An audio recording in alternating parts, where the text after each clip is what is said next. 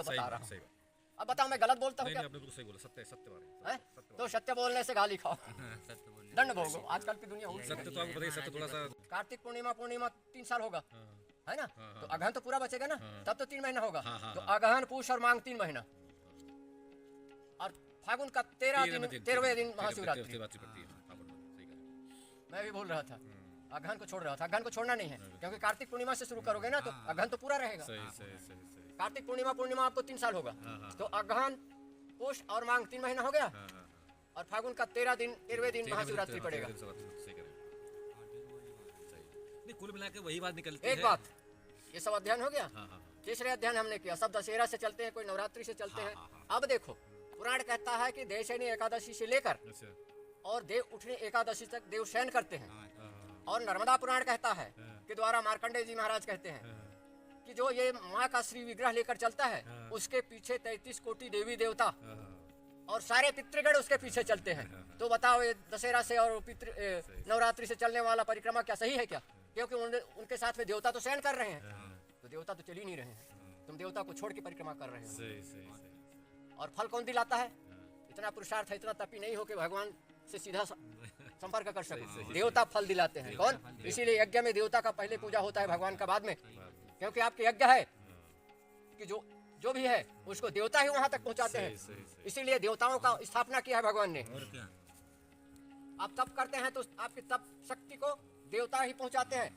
अगर देव का अवमान ना करोगे तो वहीं से गिरा देते हैं, पहुंच ही नहीं पाएगा। आपका तपस्या, आपका साधना पूरा ही नहीं होगा, पूरा ही नहीं होने देंगे। पहले प्रसन्न किया जाता है देवताओं को। जब देवता प्रसन्न होते हैं तो आपके तप, जब जो भी पूजा यज्ञ होम को वहां तक उनको जाने देते हैं, वो शक्ति पुंज को अपने देवलोक से आगे बढ़ने देते हैं, नहीं तो नहीं बढ़ने देंगे।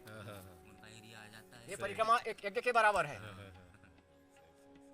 तो जब आप देव का अवमान न करके चलेंगे, देवता को छोड़ के चलेंगे, आपको फल कैसे मिलेगा? अब ये बात बोलो तो बोलते हैं मैया देख लीजिए। मैया क्या देखेगी? विधान से चलोगे तब ना मैया देखेगी। सही बात है बाबा, सही बात बोले।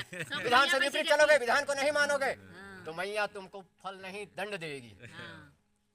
हाथ पाई दिया मैया भाई देखो, करने के लिए। देव का अवमान न किया, पुराण साक्षी है। किसने? प्रजापति ने, दक्ष प्रजापति ने। शिव का अवमान न किया, उनका भाग नहीं दिया। यज्ञ तो किया ना, क्यों विध्वंस हो गया, क्यों इसका विनाश हो गया? तो देवों का अवमान ना करके जो भी यज्ञ करोगे तो फल नहीं अनिष्ट करेगा। या जब करो तब करो, कुछ भी करो। समझ में आया बात? समझ गया। इतने ज्ञानी सब साधु ब्राह्मण सब चलते हैं, ये बात नहीं समझ में आता। सही कह रहे हैं। समझ में आया है कि दशहरा से नहीं चलना चाहिए, देव उठनी एकादशी पहले नहीं चलना चाहिए। सही बात है।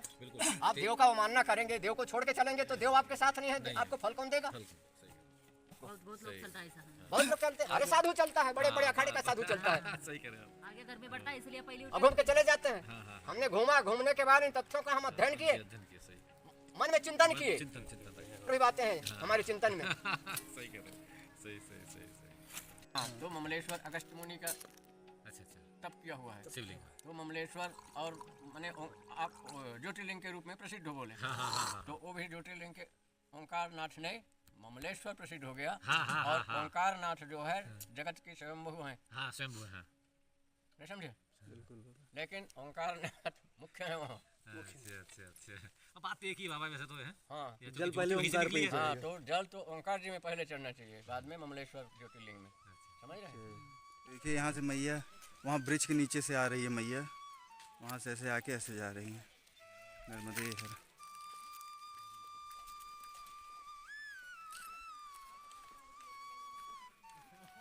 यहाँ से अमरकंटक 7-8 किलोमीटर है लगभग।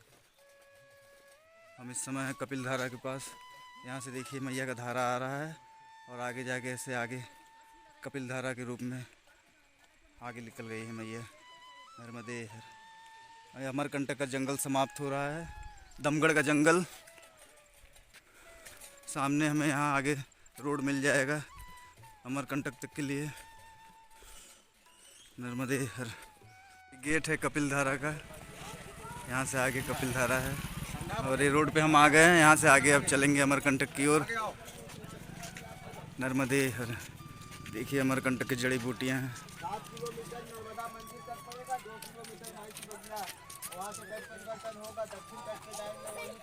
ये सब बड़े दुर्लभ जड़ी बूटियाँ हैं यहाँ अमरकंटक की।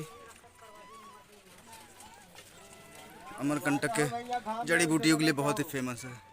नर्मदे हर।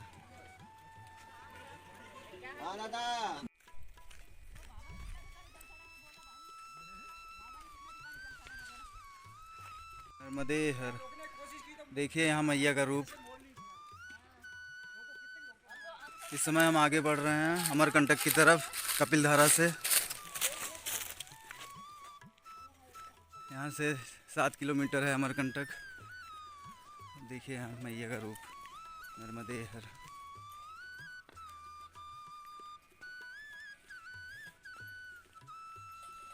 नर्मदे हर।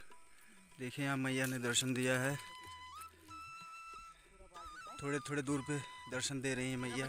हाँ, बाल रूप है मैया का। यहाँ से आगे अब हम पहुँचेंगे अमरकंटक की ओर। नर्मदे हर।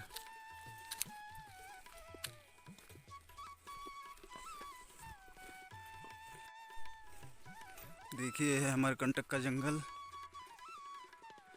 चारों तरफ हरियाली है यहाँ पर। ये देखिए लंबे लंबे वृक्ष, चीड़ के वृक्ष हैं। चारों तरफ घना जंगल है। अमरकंटक बहुत बड़ा जंगल है। देखिए यहाँ मैया का क्या रूप है, ऐसे टेढ़ी मेढ़ी होके। ये देखिए नर्मदे हर। देखिए मैया का क्या रूप है यहाँ। हर हर नर्मदे। दर्शन कीजिए मैया के अद्भुत और अलौकिक रूप के। देखिए कितनी पतली धारा है। नर्मदे हर। और ऐसे टेढ़े मेढ़े ऐसे होते हुए आई हैं मैया। नर्मदे हर।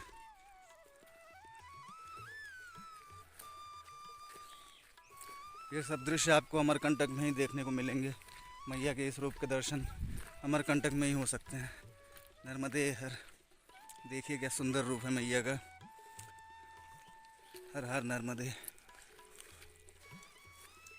ऐसे बहते हुए वहाँ से आई हैं, टेढ़ी मेढ़ी धारा में आगे निकल गई हैं। नर्मदे हर।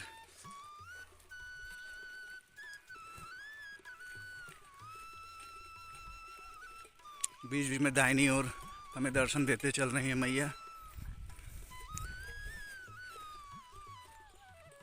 देखिए ऐसे आई हैं मैया और ऐसे यहाँ से नर्मदे हर।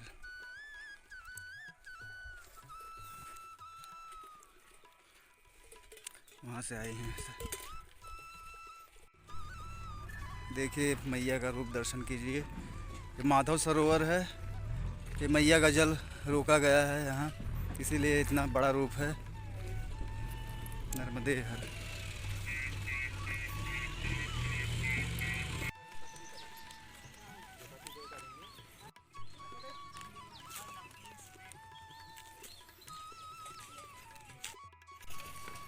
नर्मदे हर।